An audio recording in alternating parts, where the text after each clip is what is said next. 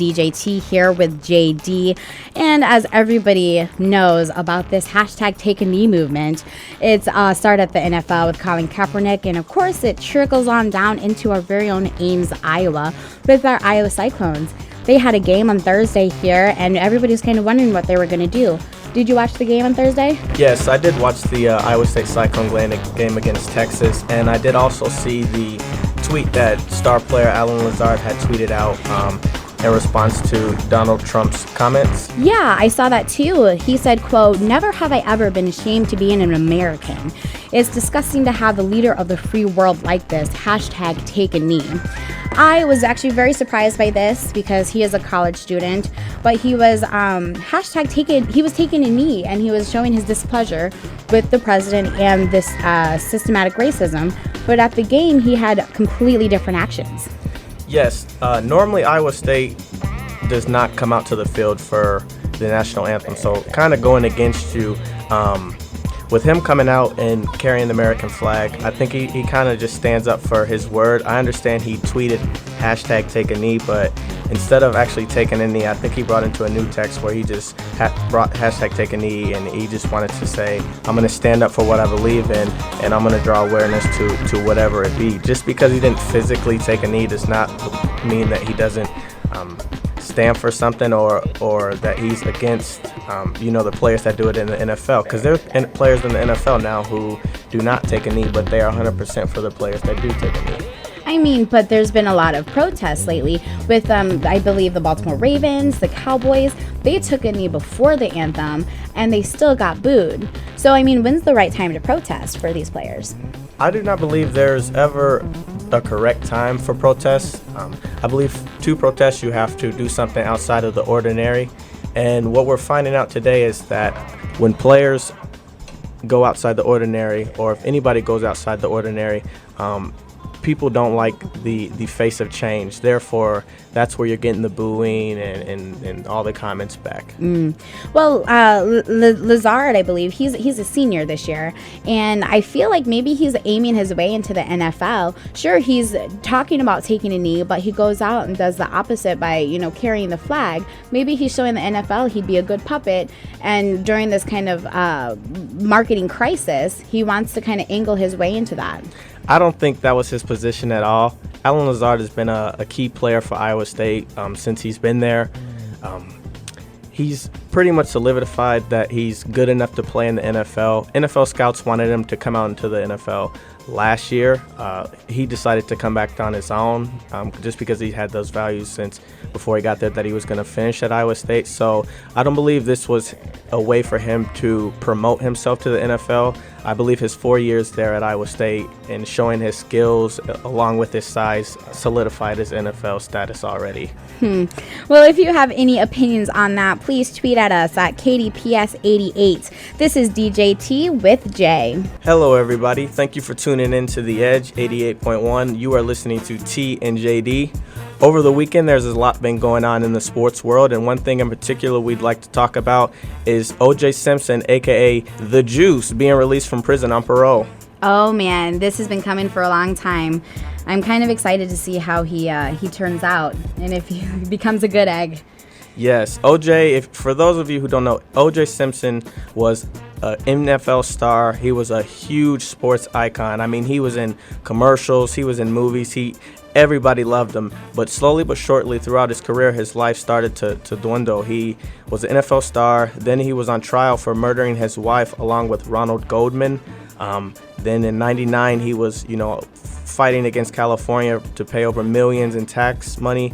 2007, when he was last arrested for theft of sports memorabilia. What is his life going to be after this? Because literally any money he makes outside of his NFL pension goes back to the family of Ronald Goldman. Would you feel comfortable doing an interview with him, knowing the person he is today and all that he's been through?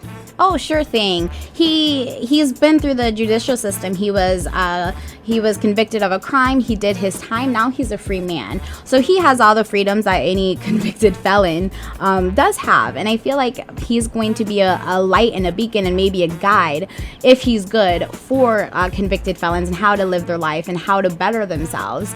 Yeah, he might have done some crappy things, but he, like I said, he did his time, and now he's moving forward onto his own life. So he's just like a regular person to me.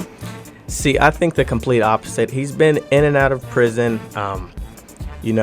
Although he was found not guilty, I feel not even deep down inside, I feel everybody knows that he committed that murder.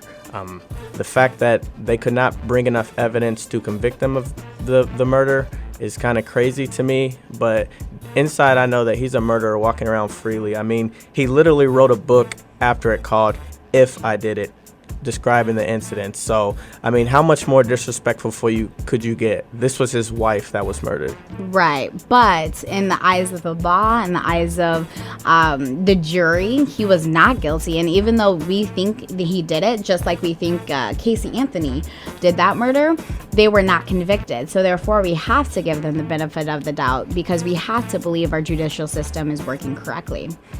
Well, I guess it just all depends on you. If you have any questions or comments, please tweet at us at KDPS88. You're tuned in into the Edge 88.1. I am your girl DJ T here with Jay, and we have our last sports story for you.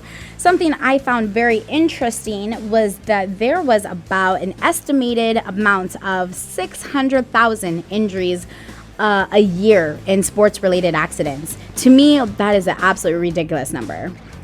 Yes, that could be a very ridiculous number depending on, what kind of injuries you're talking about. There are serious injuries, then there's, minor injuries that could have carried into this number.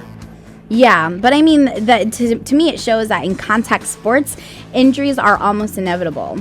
And I feel like maybe in our culture, in our world, that we value very violent and contact sports almost to an extreme.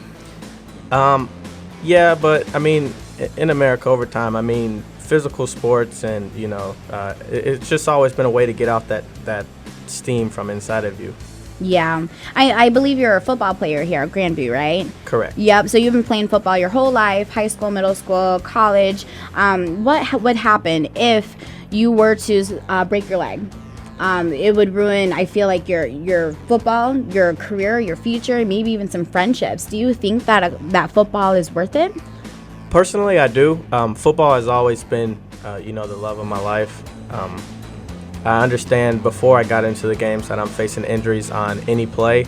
I personally do not believe that sports, or I guess injuries, is outweighing the pros of what the game brings to you. I believe football also has brought many people into my life and strengthened many of my relationships. Yeah, I guess so.